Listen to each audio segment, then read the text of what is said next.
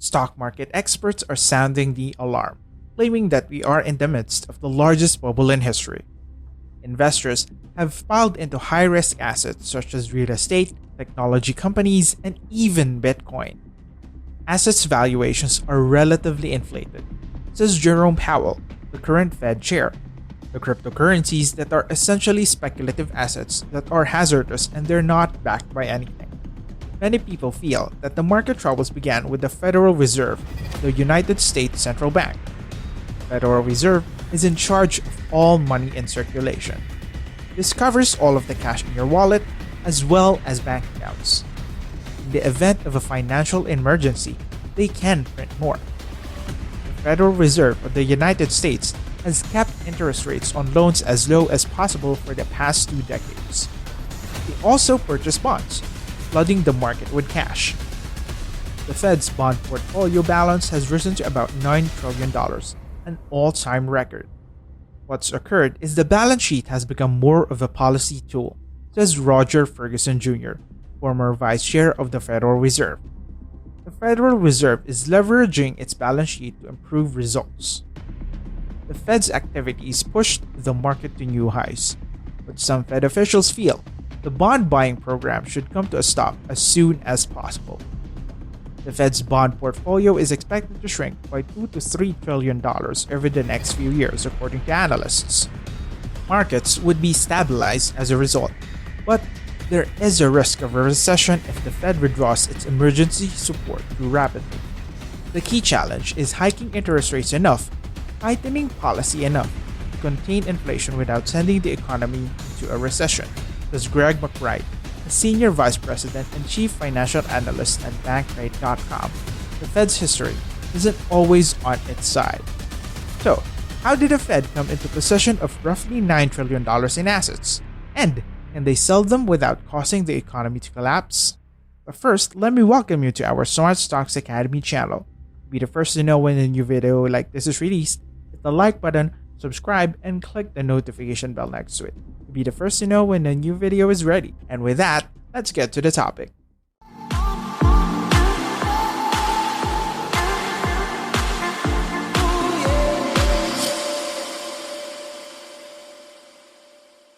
The Federal Reserve, the US government's central bank, is in charge of the economy.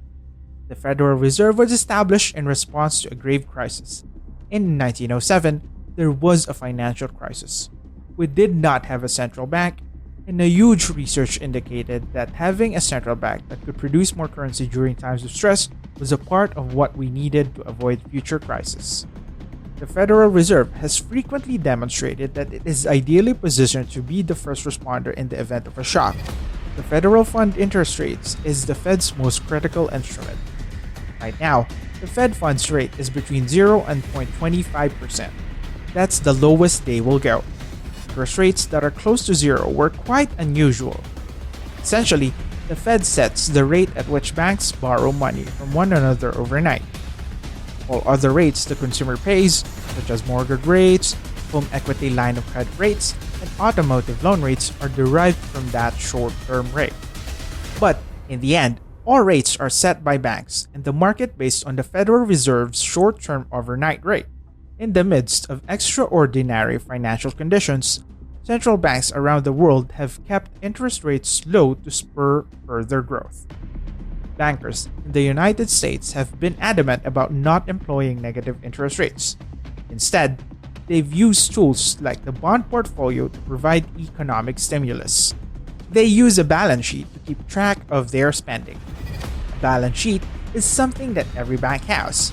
They have assets and liabilities to deal with. The liabilities, which are primary liabilities, are the Federal Reserve notes that are in circulation. The Federal Reserve has purchased a variety of items on the asset side of the balance sheet, including government securities and some mortgages. It is all because you need assets to back up those liabilities, like the currency in circulation.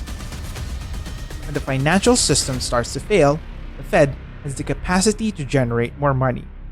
As a result, analysts refer to it as the lender of last resort. In many ways, the Federal Reserve's original mission was to serve as a lender of last resort.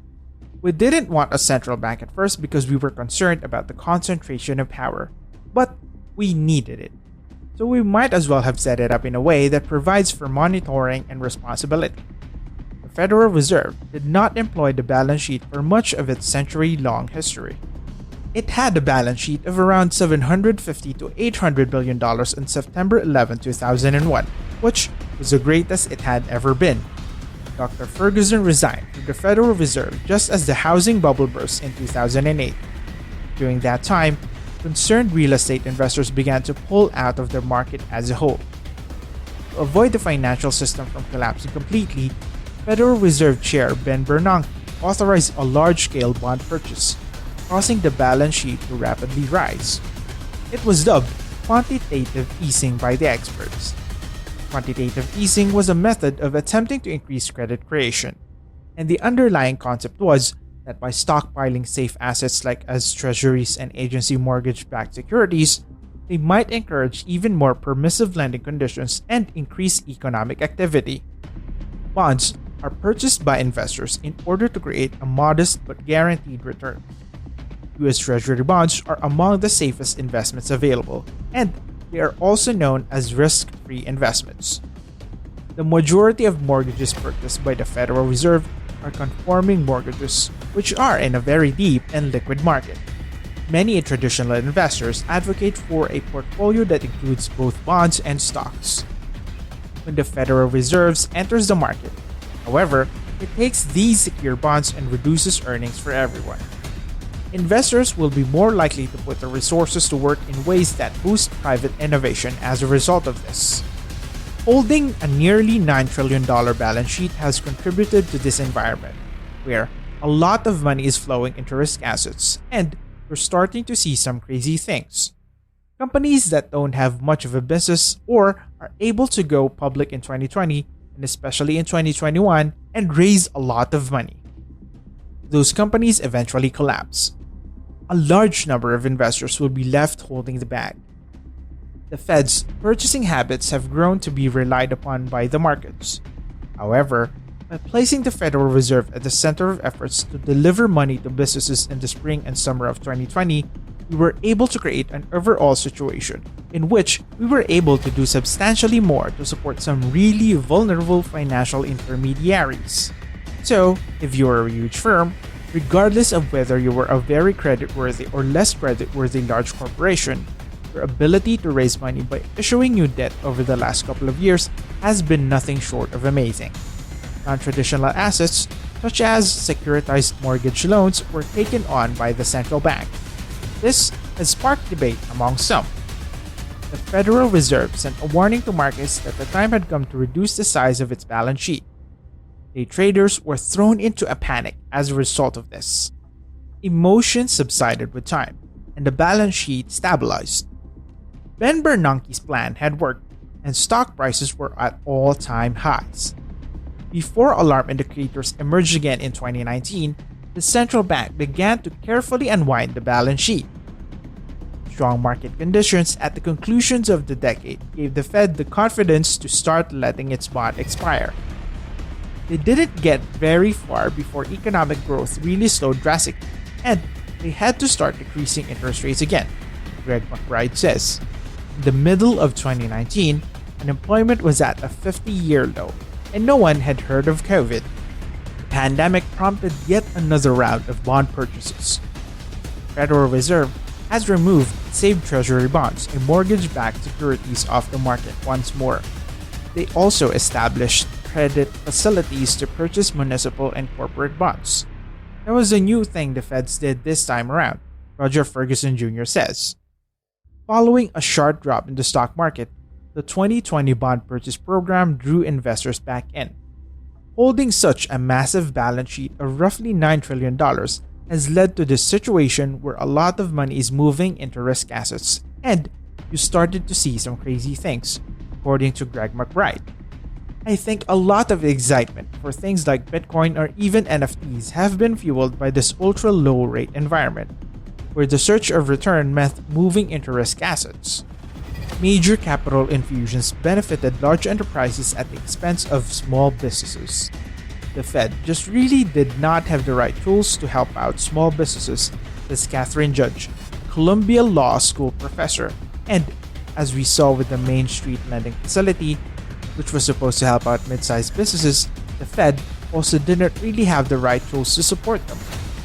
By contrast, our country's top corporations are considerably better equipped to generate cash through mechanisms such as issuing debt in public markets, which has been snapped up like mad by these open-end bond funds and ETFs backed by bonds. And what we don't want is for the sophisticated set of machines that is the financial system to grind to a halt due to a shortage of liquidity, because you don't want to impose a recession as a result of financial system failures. Members of the Federal Reserve argue that these asset acquisitions are vital in the event of a financial emergency. They assume that once loans mature, they will be paid. The Fed intends to reduce its assets holdings at a faster pace than it did following the housing crisis. In this cycle, the Fed will reduce its bond holdings by $2 to $3 trillion. Market instability could occur as a result of the Fed's tightening of the economy, potentially triggering a recession. So, what are your thoughts? Is the Federal Reserve on the verge of causing a recession? Leave your thoughts in the comment section down below. And with that, the video for today comes to a close. To express your love and support for this video, click the like button below if you haven't already. Also, subscribe to the channel by clicking the subscribe button below. And to be the first to know when a new video is posted, turn on the notification bell right next to it. Thank you for taking the time to watch, and we hope you enjoyed yourself. We look forward to seeing you again soon.